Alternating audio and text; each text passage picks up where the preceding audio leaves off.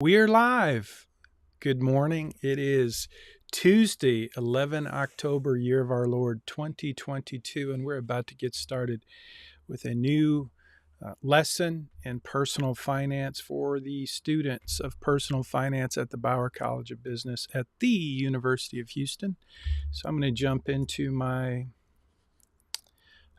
Zoom and admit those students who are waiting. And I will say hello. And if you are joining by Zoom, if you could please just give me a sound check, let me know that we're good to go with the audio. Anyone? Welcome, welcome, welcome. You can hear me? Thank you very much, Jessica. I appreciate that. Thank you.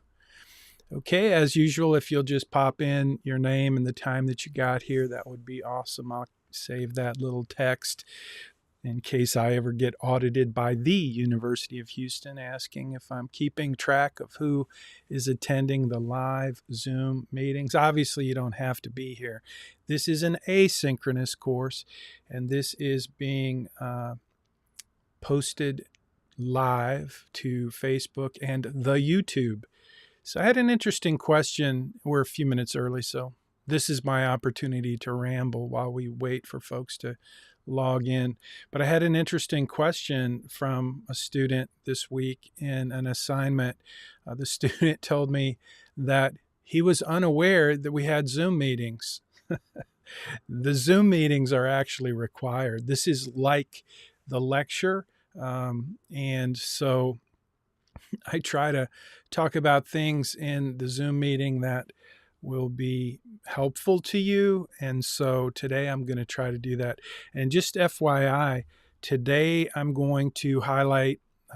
I was out of town last week in Michigan at Mackinac Island with my mother and some of my family. It was pretty awesome. But I did get a little bit behind in terms of grading and interacting. So some of you had to wait for replies and emails, but most of you, almost all of you, needed nothing from me because you're way ahead of the game. And I really appreciate that.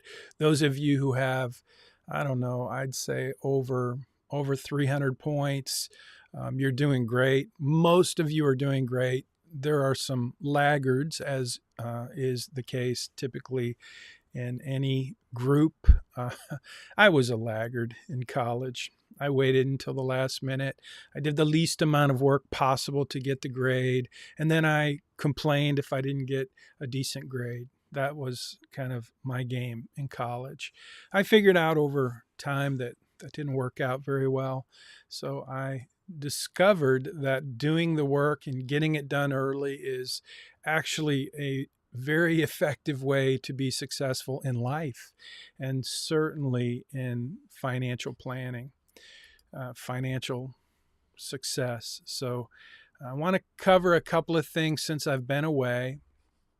I want to just do a kind of a review of the capstone assignment before we jump into insurance. So let me just give you kind of a heads up. We started out with the missional or the credit crush part one.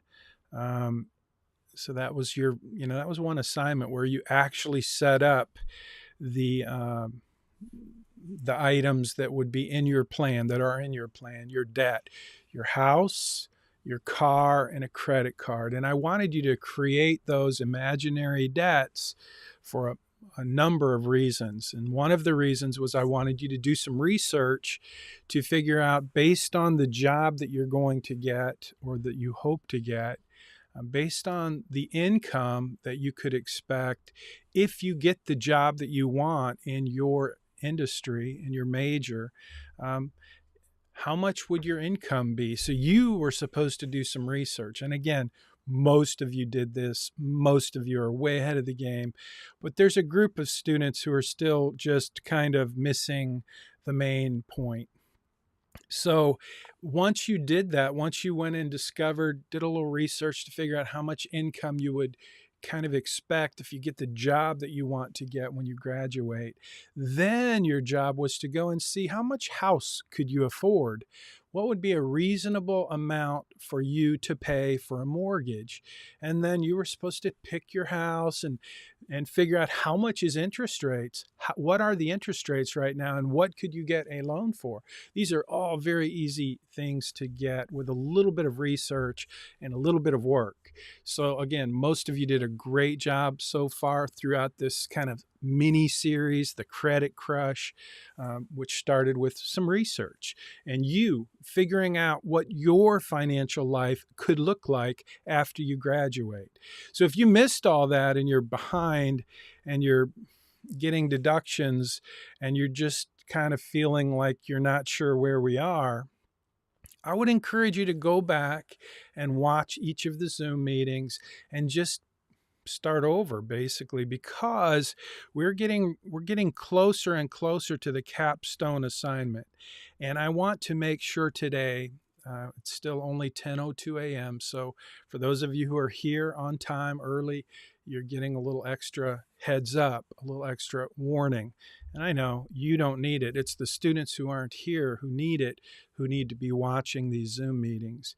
But there's going to be a 100-point deduction for all of the students who miss what I'm about to talk about. Okay, so I am posting this week this video, this live stream video, this lecture, which is really going to be about insurance.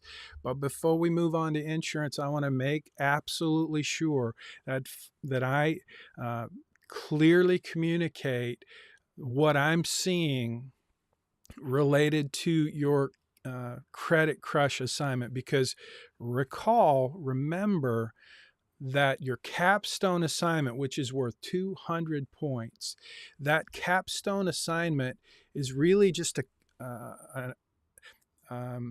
putting it all together, each of the assignments that you're going to do this semester that relate to your financial plan. You're building your financial plan.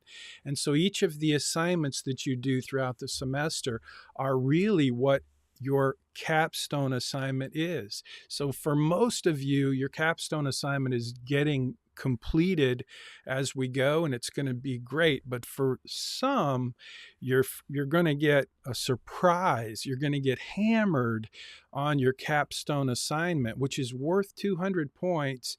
You're going to get hammered with a 100-point deduction if you miss these two important numbers. So that's what I'm trying to highlight, to give you a warning, to give you a heads up. And I hope that for those students who are not here and don't watch this video, I hope that those of you who do are kind enough and generous enough to just share that and group me that, hey, heads up, go watch that Zoom meeting, because that's where the professor warned us that we're going to get hammered on the capstone assignment if we miss these two numbers. So I'm going to just go over the two numbers real quick. It's in this post. There's a link in the video, and it's, if you just go to missionalmoney.com, it's the post that I posted today under the category assignments.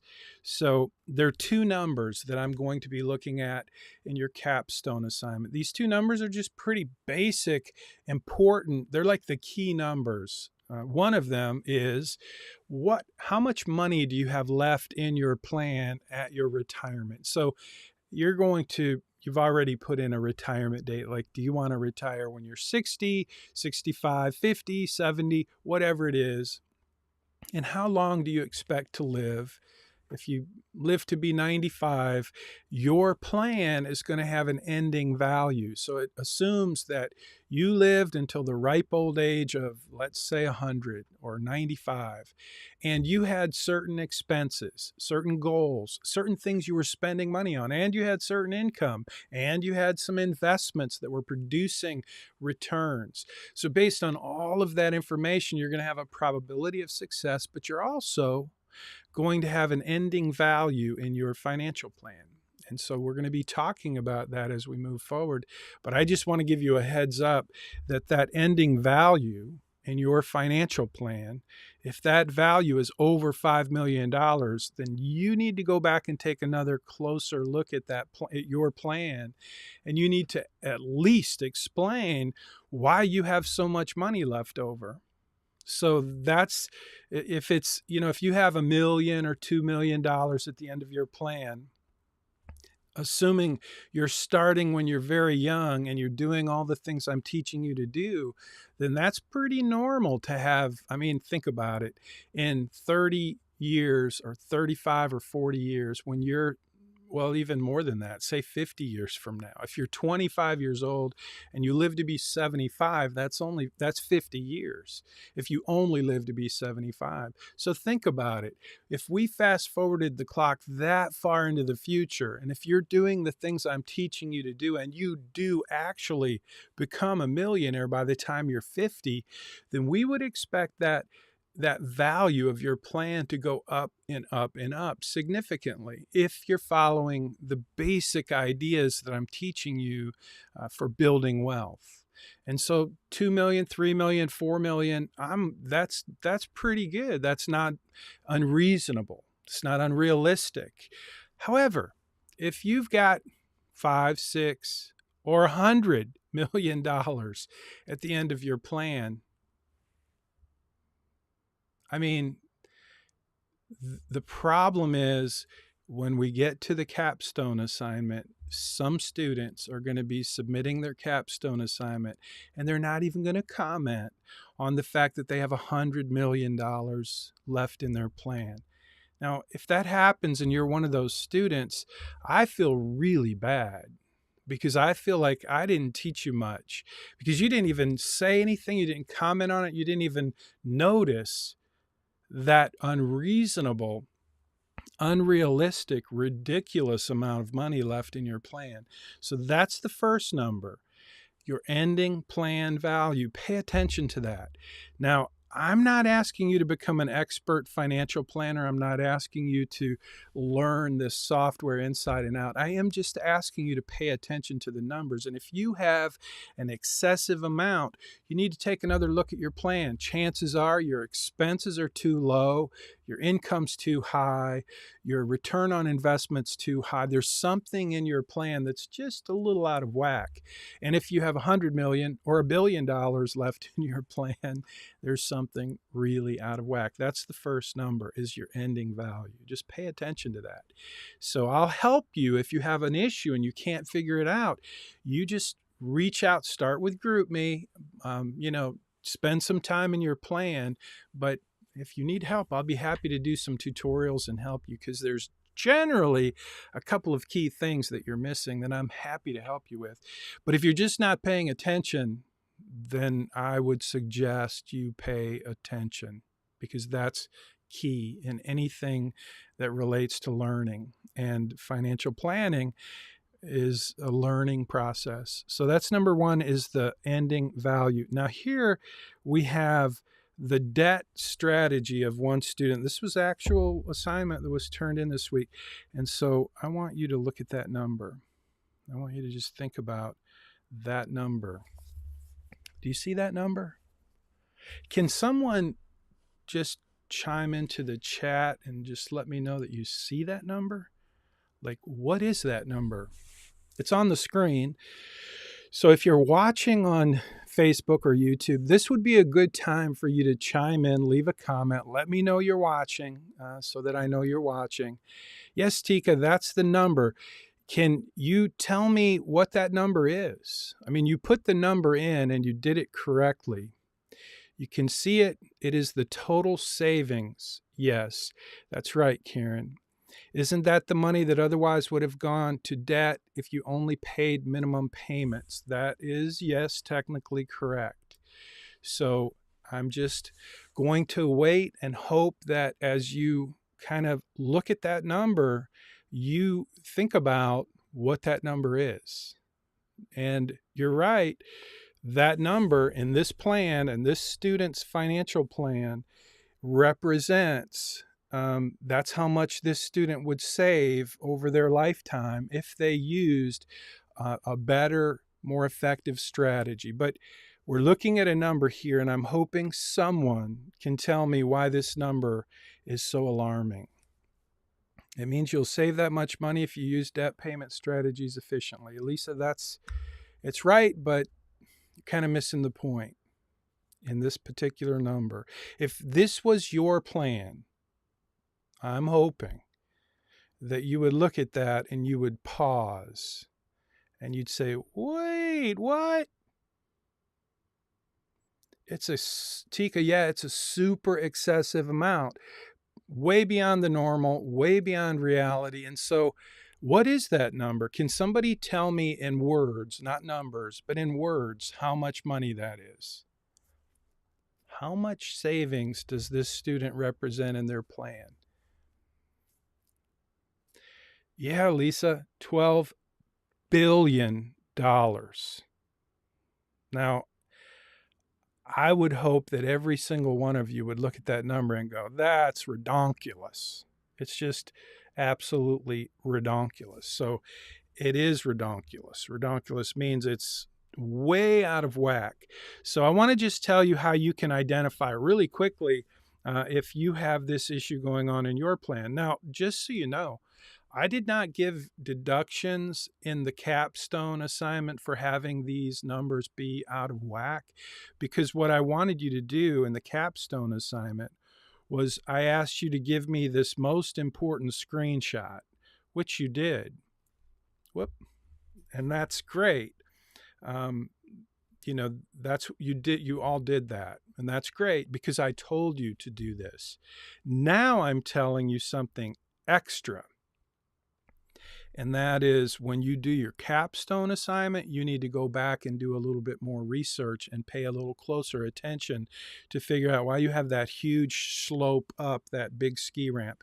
Because what that means is you have a loan that has a really ridiculous minimum payment based on the total amount of the balance. So yes, that's what happens. That's how credit card companies get you. But if this is your number, there's something wrong with your plan. There's just no way that's anywhere close to reality. So when you look at your credit card entry, your data card for your credit card or your car loan or your mortgage, you should be thinking about, okay, is this realistic? Like, is this payment realistic? Where are you getting that number? And just do a little research and make sure that you're using some. I know many of you are making up numbers, and that's fine. But if you're making up numbers and you end up with this result, you want to go back and make up some new numbers. Okay.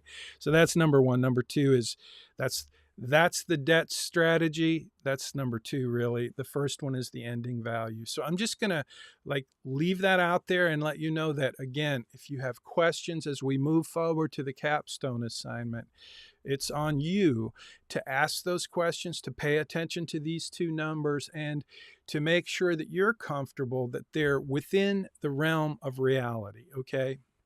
This one is absolutely not. And so if you turn this in on your capstone assignment, for this one number, you'll get a 50-point deduction. If you turn this in with an ending value of, $300 million, that's another 50-point deduction. I'm not even going to grade your capstone. I mean, I'll look for other things, make sure you include all the elements that are required. But if you are a student who's already done some assignments, they're in the can, and you just grab them and throw them into your capstone without looking at these numbers, I'm telling you, you're going to get a 50% whack on your capstone assignment. So you've been warned. So please just pay attention to that. And I'm sorry for those of you who are already paying attention, already doing a great job, and you don't need me to be preaching this sermon to you. This is really for a relatively small number of students. But I really want to make sure everyone understands that these numbers matter. And I want you to pay attention to your numbers in your plan and just be thoughtful about the amount, because I know we're making up numbers because we're doing some research trying to forecast what your financial life will look like, and we're using your financial plan to do that. And I know that is, it's going to require a little imagination, and it's going to require also just some attention to details. So I'm not looking for perfection by any stretch. These numbers can be, pretty wide, but I want you to be aware and paying attention to the numbers in your plan. Okay, so that's that. Any questions? I'm looking for Uh, yeah, Julie says maybe this is Elon Musk's account. You know what? If it was, then we'd be talking about reality. But again, whose plan is it and what is your plan based on? Think about that. I mean, let's be serious for a minute. It's funny. It could be Elon Musk's plan. And you may, let's say that I'll tell you a quick story. I had a student, it was like it might have been my first year teaching this course. And I did the same assignment. I asked the students to do a little research, figure out how much they're going to make when they graduate and, do a little financial planning around that number. And I had a student, a female student from Russia.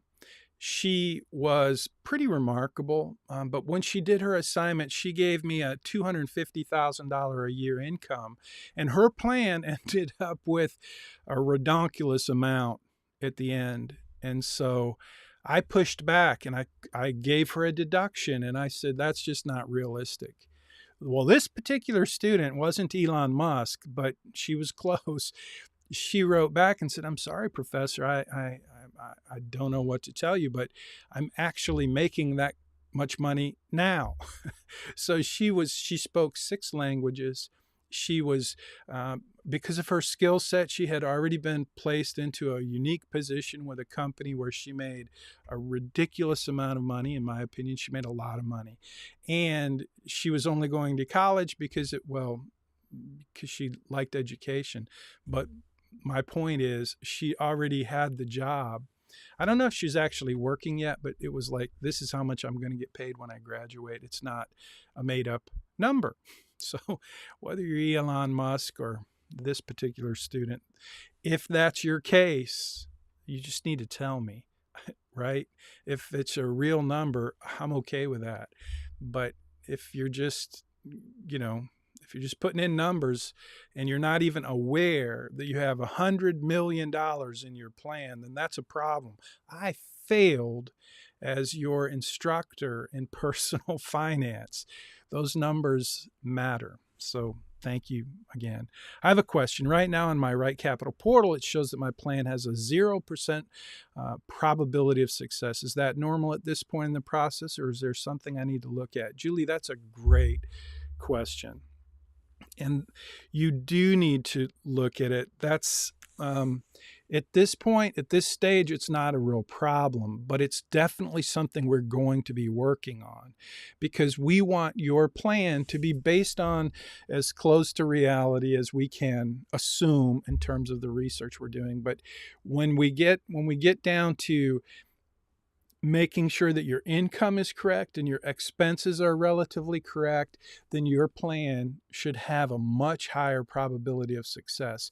We're looking for something north of 80% probability of success. We're not looking for 100%. In fact, if you have 100% probability of success, you probably also have that redonkulous ending value over 100 million or over 5 million. And that is just basically because you put in, I'm going to make more money and I'm going to spend less money, and you made up some numbers that are probably not really based on reality. But yes, 0% probability of success would be the other extreme, where you're not showing enough income, you're not showing enough investment for the future, and you're probably overstating your expenses. So we will get there. It's not a problem right now, but by the time you do your capstone, it will be a problem. So still have the mortgage issue of paying it off soon. So Jessica, I think, did you set up a goal? So this is what has happened several times. Look at your goals. If you have a goal to buy a second house, check that out, delete that goal. Because here's what happens in your financial plan. If you have a mortgage and then you go in your goals and you say, I'm going to buy another house, I'm going to move when, in 10 years or 5 years or 3 years or whatever. I'm going to get another job, I'm going to move. Okay, great. Well, your plan has got to pay off your original house. So check that. That's number one reason why this is happening, Jessica, is you have put in a goal that says you want to move and your plan has no other option but to sell the original house. So check that out. If you still have problems, shoot me an email, or you might work with another student to try to figure it out. But if you can't figure it out, I'm happy to help. Good question. Thank you for that. Yep, check that out. Thanks. Appreciate it. Okay, so let's jump into, so I just wanted to set the table for the capstone and make you aware that while I'm being very generous, I'm trying to get you to learn how to use this program and learn how to build your plan as we go. And I'm not that critical in terms of deductions on mistakes that you might make. And I've certainly not required that you pay attention to the numbers. I just want you to see how they work. And you've demonstrated that you absolutely understand that there's a difference in terms of how you pay off debt. You can pay the highest interest, the smallest balance, or you can just pay them all equally. And I want you to go back and play with those strategies again. Most of you, when you did the Credit Crush assignment, most of you did not add any extra money to go towards paying off your debt. And that's an important, and by next semester, I'm gonna add another screenshot where you have to go in and say, some dollar amount that you pay extra towards your loans. Because if you really want to get out of debt, not only do you use a different strategy where you pay the highest interest first or the smallest account value first, not only do you apply those strategies, but you also go ahead and throw a little extra money at it. And then your strategy starts to show even more fruit, even more benefit. So most of you, very few of you, in fact, I can't recall one student who added extra dollars per month, and that's really easy to do. So you can see that when you go back into your debt strategy, you click that drop down window. I could show you now, but I'm not going to do that. I'm just going to leave it at that. So that is our review for the Credit Crush and the heads up for the capstone assignment. Those two numbers that you need to be aware of. If you joined us late or you were maybe watching Netflix while I was talking, go back, rewind. And by the way, if you're watching this on YouTube, I don't know about you, but I can listen a lot faster than I can talk. In fact, I can listen faster than you can talk. And so for that reason, I love that little playback speed button on YouTube where I can actually watch it in half the time because I don't think I talk that fast. And I'm pretty sure you can watch me talk at half the time. So there's no excuse to miss the Zoom meetings if you can watch a 1 hour Zoom meeting in 30 minutes for a 3 credit hour class. So thanks. Okay, now let's talk about insurance. Oh, cool, Jessica, that fixed it. Awesome. So that was the answer. That's typically the answer if your mortgage is being paid off and you're like, why is it being paid off? It's because you set a goal to move, and when you move, the original mortgage has to get paid off. So your plan will automatically just pay that off, assuming that you sold that house and bought another house, because that's the goal you put into your plan. So great. Thanks for that, Jessica. Okay, so this week and next week, we're going to talk about insurance. And as we get started on insurance, I want to just say that insurance is one of those topics that is, well, kind of important. It's important for a number of reasons. Insurance is important in the context of this course, personal finance, because insurance is a category in your budget, in your spending plan. Insurance is one of those things you're going to spend money on. And insurance is one of those things that, frankly, you're going to spend a lot of money on, depending on how much stuff you own.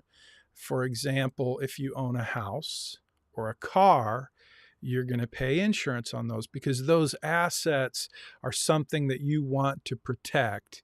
And and with a house or a car, really the best way that we've come up with protecting those assets is through something we call insurance. And insurance is designed to transfer risk.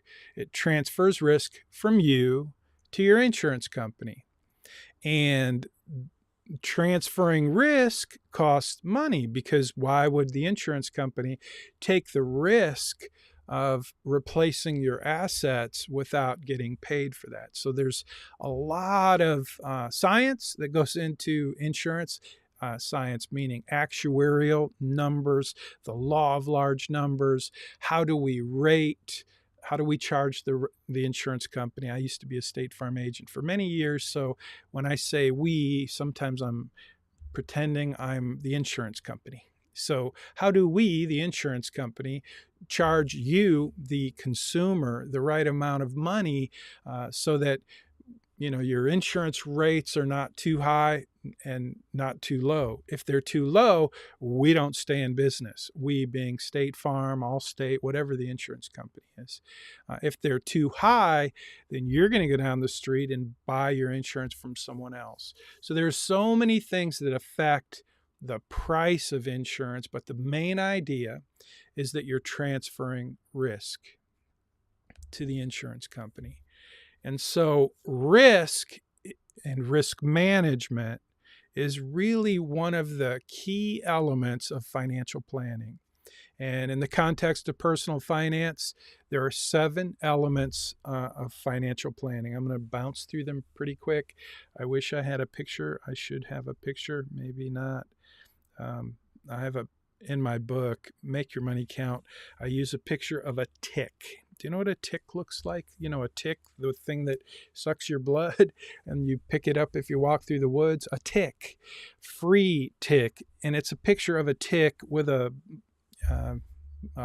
iron ball around its ankle. Free tick is an acronym. Okay, it's a word. Free tick, FREETIC. It's how in my book, it's how I teach the 7 elements of financial planning. So I'm just going to jump through them pretty quick because I want you to see where risk management sits. And I want you to understand the 7 elements of financial planning. So you can write these down if you want. Free tick. F is for financial independence. And some people would say retirement. Retirement is a major element of financial planning. But the purpose of retirement planning typically for most people is to achieve financial independence so that they can have a sense of contentment in their financial life without worrying about having to work. Financial independence is the F for free tick. Risk management is the R, and that really relates to insurance, and that's what we're going to talk about today. So the rest of them, free tick. The next E, the next E is education funding.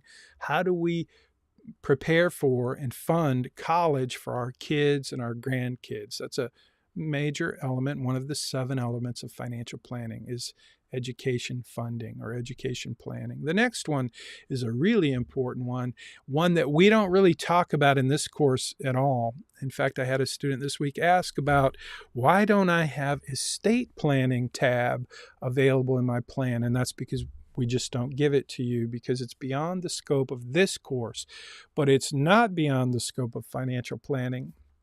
In fact, it's a critical, very important, often overlooked element of financial planning. That's your will, your estate. How will your assets be distributed after your death? And estate planning also includes things like if you get sick or hurt and you don't have the mental capacity to manage your financial stuff, you need a financial power of attorney. You need a medical power of attorney, something, a document written out by an attorney that says, here's my wishes in the event that I'm on life support or if it doesn't look like I'm going to survive. So all of those things, end of life things, are done through the element of estate planning. Again, one of the 7 very important elements of financial planning. So free tick, FREE, we've gone through the free. financial independence, risk management, education planning, and estate planning. And then we get into the TIC, the TIC. So T, what do you think T stands for?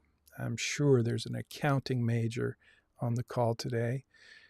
What do you think the T stands for? Tax. Julie, you get the extra 1,000 points today. Just kidding. That's great. That's right. Tax planning. And I think I told you I was born on April 15th. That's tax day, by the way. My first child was born on December 31st, just before midnight, which means even though I never changed a diaper, my wife and I didn't have to spend one dime on feeding our son who was born on December 31st. We received a tax deduction for the entire year. And so because I was born on April 15th, I planned that exactly so that we would have that benefit. Yeah, right. I just got lucky. But my second son was born on October 15th, which is coming up. His birthday's coming up. But October 15th is the tax deadline for corporations. I think it falls on, I think the 15th is Saturday, so it'll be the following Monday. But at any rate, tax planning is critical. 3 laws of personal finance, the law of spending and savings. The law of spending and saving. Spend less than you earn so you can save more for what matters most. That's the first law of personal finance. And the second law is the law of tax advantaged investing. And it falls under this category, one of these 7 elements of financial planning, which is tax planning. So what do you think the next one is? The I. T, I, and C. T, I, tax planning, and I. What do you think the I stands for? Any guesses? Julie got the tax. She got the 1,000-point imaginary points. Investment. Yes, Elisa, that's right. Julie, insurance could be, but we're saying insurance is risk management. So insurance, risk management, that's that category. But yeah, it's investment planning, which, by the way, is the most popular topic in this course. And after we do insurance, we're jumping into investment planning. And I'll teach you 4 investment strategies that are designed to help you maximize returns and minimize risk. And these 4 strategies are really important for you to know. They're very simple. They work very well, incredibly well. And I'm going to teach those to you in a week or 2. So that's investment planning. That's coming very soon. And that's where you're going to start to work your plan, to work investing into your financial plan so that you get to see how it works and how it impacts the outcome of your plan. So lots to cover in investing. And it's, again, it is the most popular topic. So we did free TI. F is financial independence or retirement planning. R is risk management or insurance planning. E, education planning. The second E is estate planning. T is tax planning. And then I is investment planning. What do you think the C stands for in free TIC? It could be a B, but that didn't work for the picture that I wanted my illustrator to draw. Free TIC, we use the C is for, any guesses? Going once, going twice, going 3 times. Nobody can guess what the C stands for in free TIC. And so capital, that's a good guess, Elisa, but nope, it's cash flow.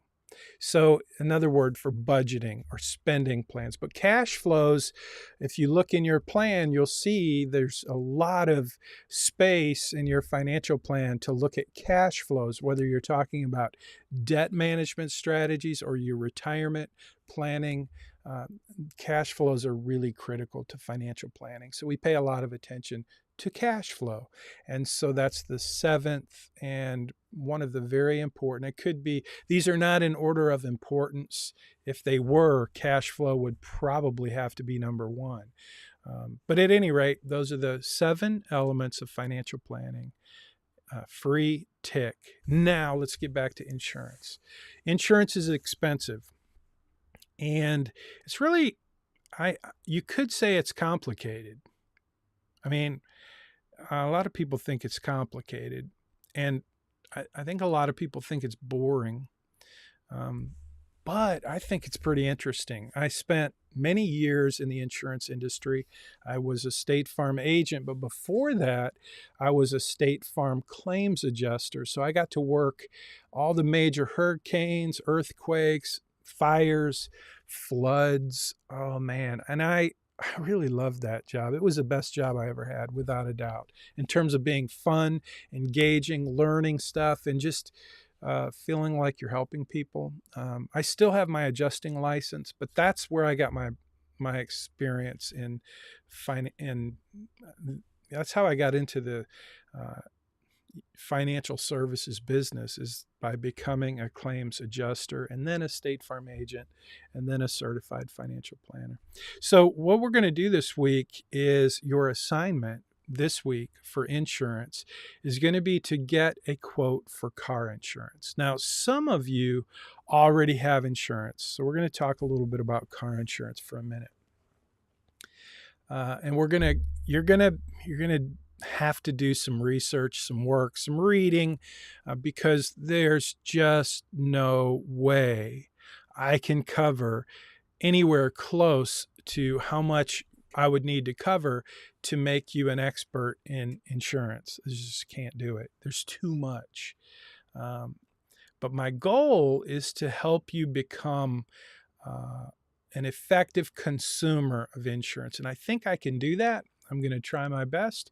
And to start with, I'm going to ask you to get a quote for your car insurance so that you can see how each of those coverages impact your cost. So remember, when you buy insurance, you're transferring risk to the insurance company. But there's lots and lots of ways to do that. In other words, there's lots of ways to configure your insurance policy so that you get the best value for you. And when I say for you, your policy will probably be different than my policy. And so let's talk a little bit about car insurance in the context of your plan versus my plan. So to start with, I'm going to ask you to learn what are the coverages. And you're going to see that in Money Study Group. There's several articles that list these coverages, and I could go into great detail about any of this, but obviously we just don't have time to do that. But I want you to be familiar with what these coverages are. So I'm just scrolling through these coverages right now. And if you open your car insurance policy, you'll see all these things listed. And same with your homeowner's insurance. This post is really specific to home and auto insurance. So, and you'll see you'll have more content in Money Study Group so that you can get more familiar with what is in your auto or car insurance policy.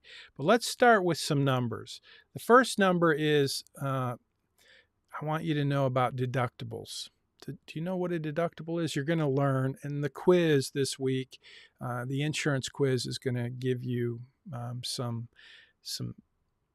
information about things like deductibles. So do you know what a deductible is? If you're watching on Facebook or YouTube, go ahead and leave a sentence or two and tell me what you think a deductible is, how it works. Julie says your maximum out of pocket. That's not exactly true. Now, in health insurance, I think it may be more accurate a statement, but we're talking about car and home. We're talking about property and casualty insurance. What is a deductible in relation to your home, your car, your business? What is a deductible? It's the amount of money we have to pay before they pay us. That is it. That is the definition. Out of pocket you have to pay before the insurance company covers your expense. That is correct. So the deductible that you select on your policy is the amount that you don't transfer to the insurance company. Remember, insurance is about transferring risk. So your deductible is the amount of risk that you keep. So what do you think that does to the price, or what we call the premium in your insurance policy? If you select a deductible, either higher or lower, because you get lots of options when you buy an insurance policy, you can have a higher deductible or a lower deductible. And I want to see if you understand what that does to the premium. So the higher the deductible, Thoy says, the higher deductible, the cheaper the price. Exactly. Obviously, if you retain more of the risk, then you're going to get a lower premium. You're going to save money on your insurance policy. Now, what's the problem with that? What if you pick the highest possible deductible on your policy, whether it's your homeowner's policy or your auto policy? What's the problem with that in terms of personal finance and financial planning? What do you think you would need to be thinking about if you had a super high deductible? So we've established that what a deductible is. We've also established that if we have a higher deductible, we save more money on the premium. And naturally, if we have a lower deductible, we're going to pay a higher price for our insurance. So that we understand. We all need to understand that. But now my question is, okay, think like a certified financial planner. If you are your own client and you have a super high deductible, as a financial planner, what questions might I ask to help you? What questions might you ask yourself if you're acting as your own financial planner? What question is really important for you to know before you take on the risk of a super high deductible? So Tika says if you get into a financial bind, it can have a negative effect, be unable to be paid. So yeah, if you get into a financial bind, let's just say you have a house fire, or you have an accident in your car that's your fault, and the car gets totaled, and you need that car to go to work, and you have, say, a $2,000 deductible on a $10,000 car, and now the car got totaled and it's undrivable and you have to replace it. And now the insurance company is going to pay you how much? $10,000 car with a $2,000 deductible. What are they going to pay you, Tika? Or anyone? Anyone can answer that. Yeah, they're going to pay you $8,000 because they're going to deduct your $2,000 deductible from the actual payment. And if we assume that the payment would be $10,000 and you have a $2,000 deductible, you're only going to get $8,000. And so in that situation, what if you owed $11,000 on your car? Believe it or not, that happens. People can owe more money on their car than it's worth. It happens all the time. You go out, especially these days, you go out and buy a car and you get a loan, and the finance company is happy to lend you, almost all of it with a very small down payment. And I don't know if you guys noticed this, but I've been buying used cars for 100 years. Well, not quite 100 years, but for a long time. And usually you can get a really good deal on a used car. But after COVID and supply chain issues and this, that, and the other thing, and chip shortages, used cars, the price of used cars has skyrocketed. That's starting to come down. But I did buy a car while it was skyrocketing because I just happened to need a car. I gave one to my daughter and I needed a replacement, and I went and bought a car. So think about that for a minute, Tika.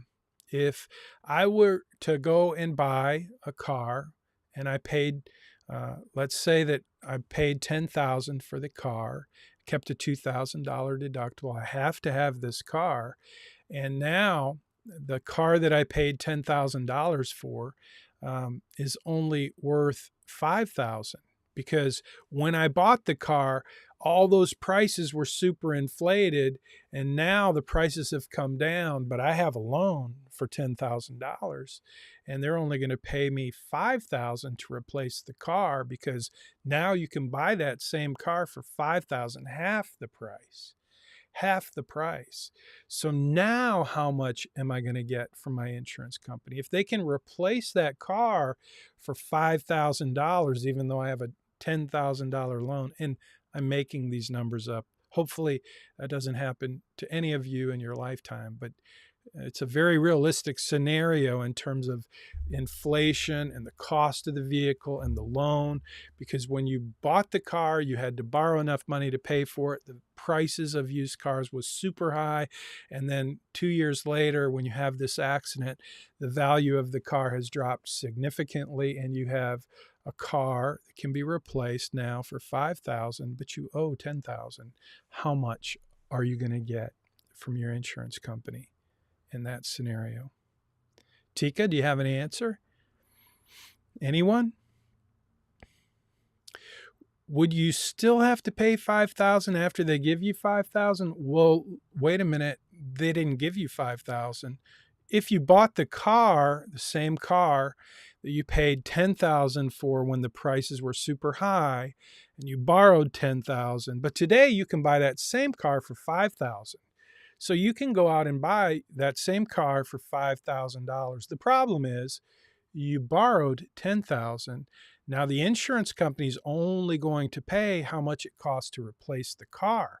So they don't care that it cost $10,000 2 years ago when prices were crazy off the charts. All they care about is, what can I go buy that car for at CarMax today? And that's $5,000. So your original loan is still $10K. Yeah, you still have to pay that, but that's not the insurance company's deal. That's your deal with the bank. Insurance company owes you for another car. So how much are they going to pay you? And again, we're using made up numbers. $2,000 deductible on a $5,000 car would be pretty silly, but this is why I want you guys to get a quote on your insurance and play with these numbers, because one of the numbers you're going to play with is the deductible. You're going to have to ask yourself, as you always have to ask yourself, does this make sense? Is this worth it? If I have a really big deductible, how much am I going to save? Versus if I have a lower deductible, how much am I going to have to pay? And somewhere between the lowest deductible and the highest deductible is what I call the best bang for the buck. When I was a State Farm agent, that's what I was always trying to figure out. But if my client had no money in the bank, they had no emergency fund, they lived paycheck to paycheck, and they got in an accident, they need a very low deductible because they have done no financial planning, and they want to drive the most expensive car they can drive, then they have to have a low deductible because they just don't have the room for a larger deductible. But again, yeah, they would pay $3,000 since the deductible's $2,000. Exactly. And the insurance company, Tika, would only give $5,000 because that's what they can go buy that car for at CarMax. That's how your auto insurance works. Now, there are some companies where you can buy what's called a rider. Now, a rider is kind of an addition to the policy that gives you extra benefits, and you pay extra money for it. But I think Liberty Insurance will allow you to put a rider on your policy so that they will cover your car for whatever the loan balance is. I think that's how it works, but it's the basic idea. Now, imagine if you're driving a car that you can replace for $5,000, but you have a $10,000 loan on that car. Now you're double dunked because you're going to have to pay insurance on a $10,000 vehicle when in reality you could replace the car for $5,000. Does that make sense?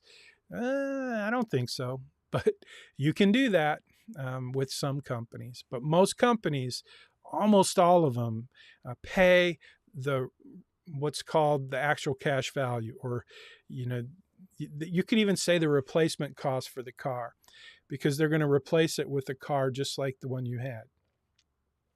So that's how that works. So that's one reason I want you to do an auto insurance quote, so that you can get familiar with the coverages and the deductible amounts. Okay, so now let's talk about coverages, and you're gonna get into this in your assignment this week, but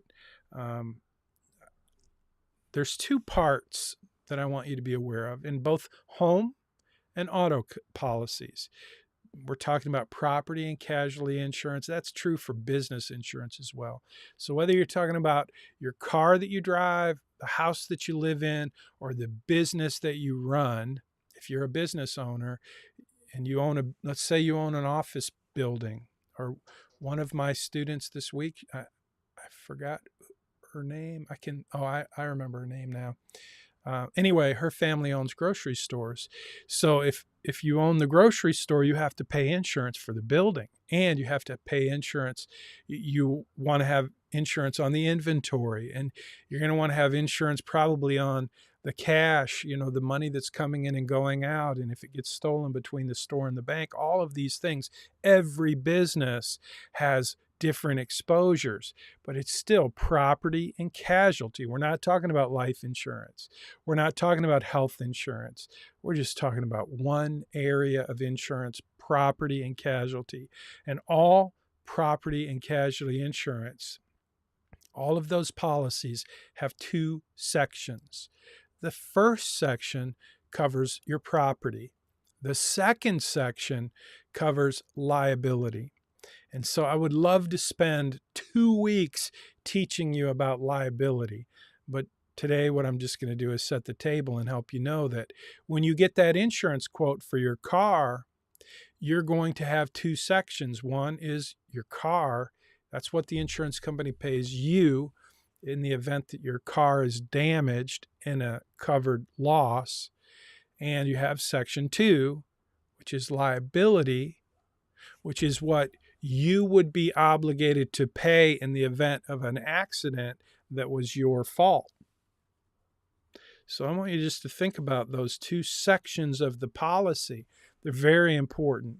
And if you're going to be a good consumer of insurance, you need to understand that all of your property and casualty policies, your insurance policies, have two sections, property and liability. And you, as a consumer, need to know what those coverages are so that you can make informed decisions about how much coverage you select and about how much the deductible is going to be for the property side. Liability doesn't have a deductible. So in the event that we get in an accident, and let's say it's my fault, let's say I'm texting while I'm driving and I run into you and I damage your car and I send you to the hospital. My policy is going to pay for your damage because it was my fault.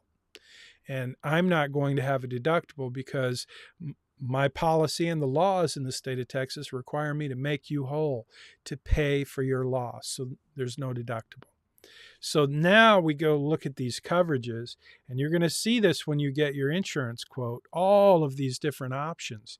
And that's what I want you to pay attention to. I want you to learn what these coverages are and how much coverage you get. In the liability, you're going to notice there are 3 numbers. I'm going to just enlarge those. So when you do your quote, when you get your quote on auto insurance, you're going to see there's 3 numbers there. And I'm going to highlight those numbers today, and then we'll end it. We'll end today's lesson. Next week, I'll pick up on the other coverages in your auto policy. I'll talk a little bit about those, and I'll try to highlight your homeowner's insurance policy. And I will answer any questions that you submit related to insurance. If you have questions, I'd love to spend a whole week on life insurance, disability insurance, long-term care insurance, health insurance. These are all very important elements in protecting your wealth. Insurance does that. It protects your assets. And one of the biggest assets you have, does anybody know? What's the most valuable asset you have? Hands down, without a doubt, always. The most valuable asset you have. Yeah, Tika, it's yourself. And part of that is because your health is part of that too, Julie, yeah. But the main thing is your earning capacity. If you're a 25, 30-year-old person who's in good health, who has certain skills, you've gone to college, the biggest asset you have, it's a financial asset, and it is the earning capacity of your lifetime. And so if that's true, think about how would you protect that asset with insurance. And there's a couple of ways to do that. I have a family. When I was younger, it was really important that I had enough life insurance so that if something happened to me, since I was the person who was going to provide for my family, my young children, and my wife, that was my job. Now, that may not be the job today. That may have changed in our culture overnight. But when I grew up, that was the expectations. And I was happy to step up and say to my wife, I'll take care of you. I will be the breadwinner for the family. And she worked too, but I was the major breadwinner. My wife was a teacher. She taught at private schools. She didn't make enough money to justify the work she did. But the point is, to protect that asset, my financial planning included buying some life insurance so that if I died and that asset was eliminated, my family would have that asset replaced, my income over my working lifetime. Another way to protect that asset is disability insurance. If I was an auto mechanic for many years. So imagine if I had my hand cut off in an engine, or if a transmission fell on my head and I couldn't walk, or whatever. There's so many ways you can be injured in that business. And not just in business. What if I'm snow skiing? Or the fact that I drive a motorcycle every day to work. So to protect my income, there's another thing called disability insurance. Unfortunately, we're not going to have time to talk about all those types of insurance. I just want you to know that insurance is designed to transfer risk, and every risk that you have, every financial asset in your life, typically can be protected with insurance. And one of the things you have to do is you have to protect the other people, because the law requires that you have liability protection on your car. If you're going to drive a car, you have to be financially responsible.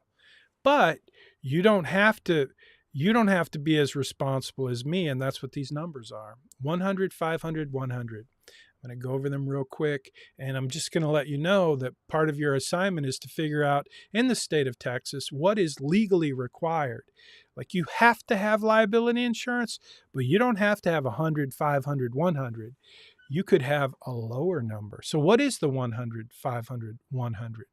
Does anybody know? If you're watching on Facebook, YouTube, now's a good time for you to leave a comment and just tell me, what are those three numbers under Section 2, liability, of your auto policy? There are three numbers. It's a coverage. Your liability coverage comes in three numbers. And I'm showing you 100, 500, 100, and I'm going to explain what that means. But does anybody know what those numbers are for? 100/500/100. So, Elisa, you're showing me some numbers. Yeah, they're dollar amounts. So 100,000, 500,000, 100,000. Yes, that is absolutely correct, Elisa. Thanks. But do you know what they cover? The first 100,000, the second 500,000, that's the second number, and the third number is 100,000. But each of those coverages have a different, each of those different limits have a different, one of them is for you causing the accident. The second is, I believe, due to someone else. No, that's not it, Tika. So here's how it goes. Liability is always about you causing the accident, you being responsible, you being at fault. Your insurance company is not going to pay any of these numbers unless you are at fault. So that's what liability is. It means you are at fault. So the first 100 is per person per accident. So let's say I get in an accident with a school bus, and there's, say, 10 kids on the bus. And one of them, let's say it's a bad accident, and let's say one of them dies in the accident. In that case, my insurance policy is going to pay the limit for one person, which in this case is $100,000. But the second number is the aggregate for the entire claim. So 500,000, if there are 10 students, one of them died, that one person is going to get the limit on the policy, most likely, of $100,000. But then there's 400,000 left for the other 9 kids on the bus and then the bus driver as well. So let's say that they all go to the hospital and they all have $50,000 of hospital bills, just to keep it simple. That $500,000, it's only $400,000 now because we paid the $100,000 for the kid that died. So somehow the insurance company is going to take $400,000 and they're going to pay the limit and they're going to pay it out. And then what's going to happen? There's going to be that would be $90,000 left over, and you would be responsible for that $90,000, because see how that works? The one person that dies gets $100,000, but that is part of the $500,000, and then the leftover, the $400,000, is going to go to the 9 people who each had $50,000 in damages in hospital bills. And that doesn't even include pain and suffering and ongoing surgeries. There could be much, much, much more depending on the injuries. So that just gives you an idea what those numbers are. 100,000 is for one person's injuries. 500,000 is for the entire claim, no matter how many people are involved. It's 500,000 for bodily injury total. The last number, that last $100,000, is for property damage, not for your car, not for your property. Remember, this is Section 2, liability, which means that $100,000 is what your policy would pay to replace the property that was damaged as a result of your negligence. Does that make sense? So again, in this example, let's say it's one of Kamala Harris's favorite machines on the planet, an electric school bus. And that electric school bus costs $300,000 because the old school bus cost $100,000. But now you damaged, you destroyed, you totaled an electric school bus with all of its batteries. And so now that is a $300,000 vehicle, because that's just the cost of being green. And so that's not enough insurance for you if you got in that particular accident. Now, 100, 500, 100 is a really good amount of insurance. And so one of the things you're going to have to decide for your policy is how much do you need? And the minimum in Texas is way lower than 100, 500, 100. So this week you're going to do that. That's going to be a big part of your assignment is to go and get a quote for insurance. Let me give you a couple of quick suggestions as you get the quote for your car insurance. Number one, if you already have insurance, maybe you're on your parents' insurance policy. That's probably half of you. The best way for you to do it is to call your insurance agent and tell them you want to get a quote. Just review the coverages, ask them to review the coverages with you and to give you a quote. And you can ask some questions like, how much would it cost if I raised the deductible? What if I lowered the deductible? What if I added rental coverage? Look at the coverages that are available and just think about what it would mean to you to have these coverages be better, to upgrade them. Or maybe you don't need that much coverage. Maybe you already own 3 cars and you're paying for car rental and you don't need to have rental. So just look at the coverages and do your best to understand what the coverages are and get a quote so that you can see how much it costs for these different coverages. And if you already have coverage, make a few changes and see what it does to the price. Maybe you raise the deductible, maybe you lower it, maybe you increase your liability, maybe you reduce it. I hope you don't increase it. That's probably what you need to do. Anyway, that's it.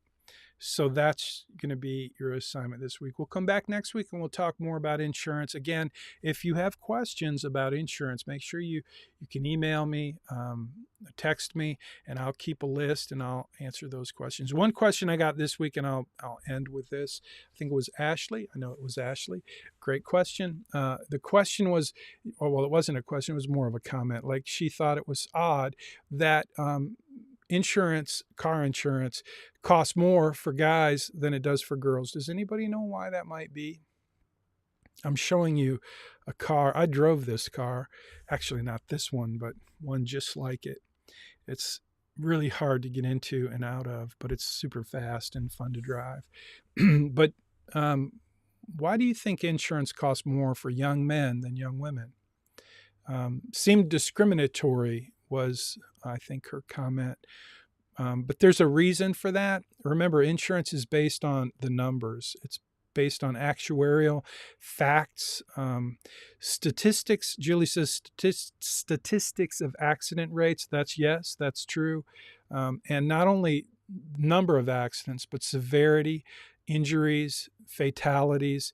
And when you think about injuries, when you think about accidents, just the number of accidents, guys versus girls, when you think about the severity of the accident in terms of injuries, when you think about the severity of the injuries in terms of fatalities, just those three things: number of accidents, severity of injuries, and injuries that result in fatalities, those three things.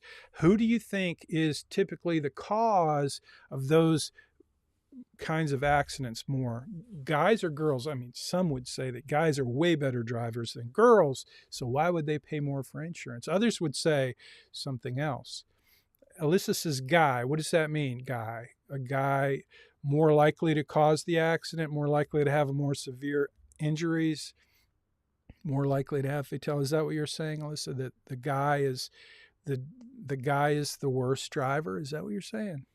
Like they're more likely to cause accidents. Okay, well, that's true. That's true. And that's why they pay more. But what do you think is the key ingredient for those accidents from the guys? And I'm showing you a picture that will kind of be a clue. Racing and sport cars. So yeah, that's it. Speed is the word I'm looking for. Guys like to go fast. Typically, girls aren't. Like my wife doesn't want to go fast. I like to go fast. And I'm an old man. But when I was a young man, I liked to go fast. And that's just kind of the deal. Now, that may have changed. Like I said, when I got married, I had certain ideals and certain things that mattered to me that may not matter today. But most of the time, what we found, and the statistics prove it, is that guys drive faster than girls. And that speed is what creates the frequency of accidents and the severity of the injuries, and most of all, the higher rate of fatalities. And so that's been a pretty standard, a pretty consistent statistic over the years. And that's why guys pay more for insurance. So that is it. I'm sorry I went long today, but I'm going to hang around. If you have any questions, I'll be here. I'm going to stay on the Zoom meeting. I'm going to jump over here and finish out the broadcast. So if you've been watching on Facebook or YouTube, thanks for joining us. Please leave a comment. You're welcome to like the video if you want to. If you're a student, you should subscribe to the channel so you get notifications when we post these videos. But I'm going to hit the finish button and say thank you for joining us on Facebook and YouTube.